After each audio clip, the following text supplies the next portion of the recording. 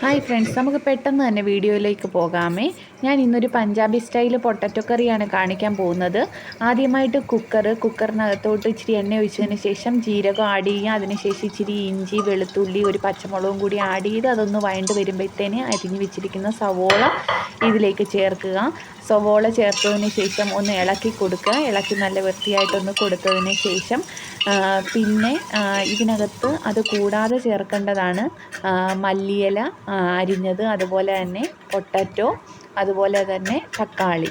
ഇത്രയും കാര്യങ്ങൾ നേരത്തെ കാണിച്ചതുപോലെ തന്നെ സവാള ഒന്ന് വഴണ്ട് റെഡിയായിട്ട് വരുമ്പോഴത്തേനെ അരിഞ്ഞു വെച്ചിരിക്കുന്ന തക്കാളി അതിലേക്ക് ചേർക്കുക. തക്കാളി ചേർത്ത് നല്ല വൃത്തിയായിട്ടൊന്ന് യോജിപ്പിച്ച് കൊടുക്കുക. യോജിപ്പിച്ച് കൊടുത്തതിന് ശേഷം നമ്മൾ കുറച്ച് നേരം അടച്ച് വെക്കേണ്ട കാര്യമില്ല, തുറന്ന് തന്നെ കുറച്ച് നേരം വെച്ചൊന്ന് തക്കാളിക്ക് ഒന്ന് വേവിച്ചെടുക്കുക.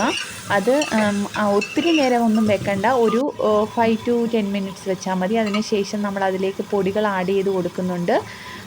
കുറച്ച് ഉപ്പ്, അതുപോലെ തന്നെ മുളക് പൊടി, അതുപോലെ തന്നെ അടുത്തതായിട്ട് ഇടാൻ പോകുന്നത് മഞ്ഞൾപ്പൊടിയാണ്. മഞ്ഞൾപ്പൊടി ഇതിനകത്ത് കുറച്ചധികം ഇടുന്നുണ്ട്.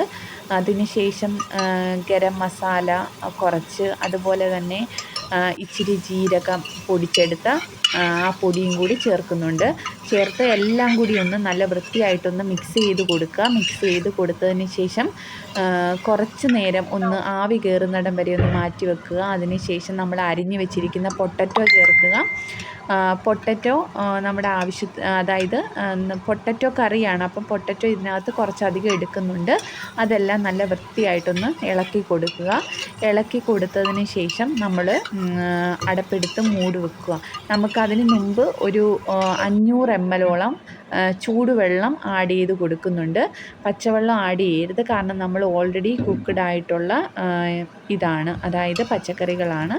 അതുകൊണ്ട് നമ്മൾ അതിലേക്ക് ചൂടുവെള്ളം ഒരു 500 ml ആഡ് ചെയ്ത് കൊടുത്ത് പിന്നെല്ലാം ഒന്ന് റെഡിയായി ഉപ്പൊക്കെ ഉണ്ടോ എന്നൊക്കെ ഒന്ന് നോക്കിയിട്ട് നമ്മളിത് അടച്ച് വെച്ച് വേവിക്കുന്നുണ്ട്. മാക്സിമം ഒരു 2 to 3 വിസിൽ വരുന്നിടം വരെ നമ്മളത് വെക്കുക. അതിനുശേഷം വിസിൽ പോയി കഴിഞ്ഞിട്ട് നമ്മളതൊക്കെ നോക്കുമ്പോഴത്തേനെ നമ്മുടെ പൊട്ടറ്റോ കറി റെഡി ആയിരിക്കും.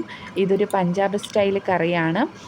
നമുക്ക് കറി റെഡിയായി കഴിഞ്ഞതിന് ശേഷം നമുക്ക് അതിലേക്ക് ആഡ് ചെയ്യേണ്ടത്, ഇതിപ്പോൾ പൊടിക്കുന്നത് മല്ലിപ്പൊടിയും അതുപോലെ തന്നെ മല്ലിയും ജീരകവുമാണ്. അത് നല്ലവണ്ണം പൊടിച്ചതിന് ശേഷം ഈ കറിയിലേക്ക് നമ്മൾ പൊടിച്ചെടുത്ത ജീരകവും അതുപോലെ തന്നെ മല്ലിയും കൂടി ആഡ് ചെയ്ത് കൊടുക്കുന്നുണ്ട്. അതുപോലെ തന്നെ കുറച്ച് മല്ലിയില നേരത്തെ വെച്ചതും കൂടി നമ്മളിപ്പോൾ ആഡ് ചെയ്ത് കൊടുക്കുന്നുണ്ട്.